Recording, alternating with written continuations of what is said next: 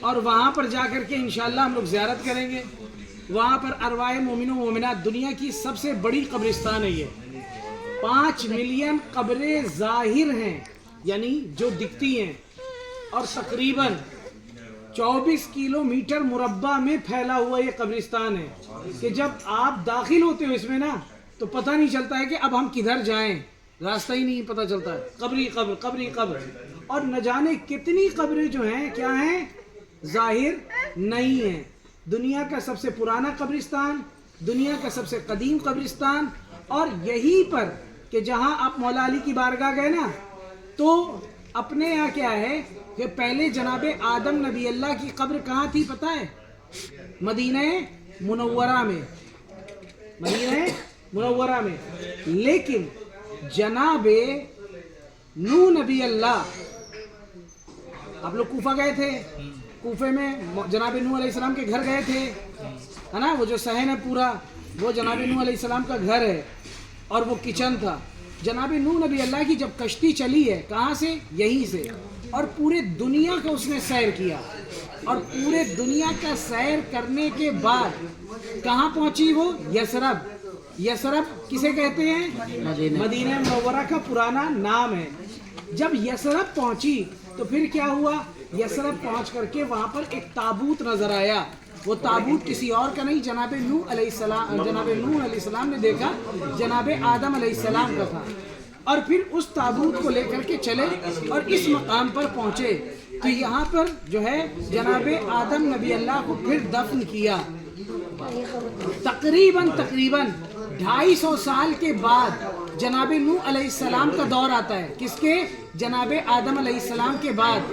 جناب آدم نبی اللہ کے کتنے بیٹے تھے؟ 2 بیٹے. کون کون؟ حابیل اور قابیل. قابیل نے قتل کر دیا کس کو؟ حابیل کو. 1/3 دنیا ختم ہو گئی. اب قابیل تو کیا ہو گیا؟ آگ ہو گیا نا، یعنی کہ قابیل جو ہے شیطان کے گروہ میں شامل ہو گیا.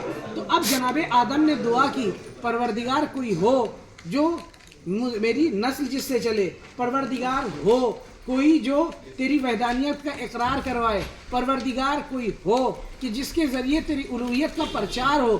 تو جناب آدم نبی اللہ کی دعا قبول ہوئی. جناب شیس علیہ السلام ہے. جناب شیس علیہ السلام سے پھر دنیا چلی. جناب آدم کے بعد کس کے بعد؟ جناب شیس علیہ السلام. جناب شیس علیہ السلام سے پھر جناب نوح نبی اللہ. جناب نوح نبی اللہ کو کیا کہا جاتا ہے؟ سیکنڈ آدم، یعنی دوسرے آدم، آدم ثانی. کیوں؟ کیونکہ جناب آدم نبی اللہ سے پھر پوری کائنات چلی ہے. ارے جناب نوح نبی اللہ سے. جناب نوح نبی اللہ کے 4 بیٹے تھے، حام، سام، یافز اور کنعان. کنعان کیا ہو گیا؟ وہ بھی لعنتی ہو گیا. کیوں؟ کیونکہ اس نے کہا کہ ہم آپ کے ساتھ نہیں جائیں گے، ہمیں پہاڑ جو ہے کیا دے لے گا؟ سارا دے لے. پہاڑ بھی ڈوبا اور اسے بھی لے ڈوبا. پتہ چلا اگر وسیلہ مضبوط نہیں ہو تو وہ بھی غرق ہوتا ہے اور ساتھ میں سوار ہونے والے کو بھی غرق کر دیتا ہے. اب ان کے 3 بیٹے کون کون؟ حام، سام اور یافز. حام، سام اور یافز سے یہ پوری دنیا چلی ہے. حام، سام، یافز سے یہ پوری دنیا چلی ہے. لیکن اب سوال یہ پیدا ہوتا ہے اس کشتی میں 80 افراد بھی سوار تھے، کیا ان سے اولادیں نہیں ہوئی؟ ہاں نہیں ہوئی. کیوں؟ پروردگار نے قرآن مجید میں کہا ان سے اولاد اس لیے نہیں ہوئی کہ ان کے ارحام بانجھ ہو گئے تھے، ان کے اسلاف سوکھ گئے تھے، جس کی وجہ سے ان سے کوئی اولادیں نہیں ہوئی. بلکہ اولادیں کس سے ہوئیں؟ جناب نوح نبی اللہ کے ان 3 بیٹوں سے. گویا کہ اب ہم کہہ سکتے ہیں کہ ہم اولاد آدم تو نہیں ہیں، اس کے ساتھ ساتھ ہم اولاد جناب نوح علیہ السلام ہیں. اچھا اس میں بھی ہے کہ یہ جو 3 نسلیں چلی ہیں نا، ایشیا جو ہے، ایشیا یہ حام سے، سام سے پورا یورپ، کیا افریقہ، ہاں، اور یافس سے پورا یورپ ہے. یعنی 3 حصوں میں دنیا ہے نا، ایشیا، افریقہ اور یورپ. اس کے بھی اصل وجوہات انشاءاللہ اور آگے بتائیں گے. ابھی تو ہم لوگ چل رہے ہیں کہاں؟ وادی السلام. لیکن اس سے پہلے ہم سین فاطمیہ سے ہوتے ہوئے لے چلیں گے.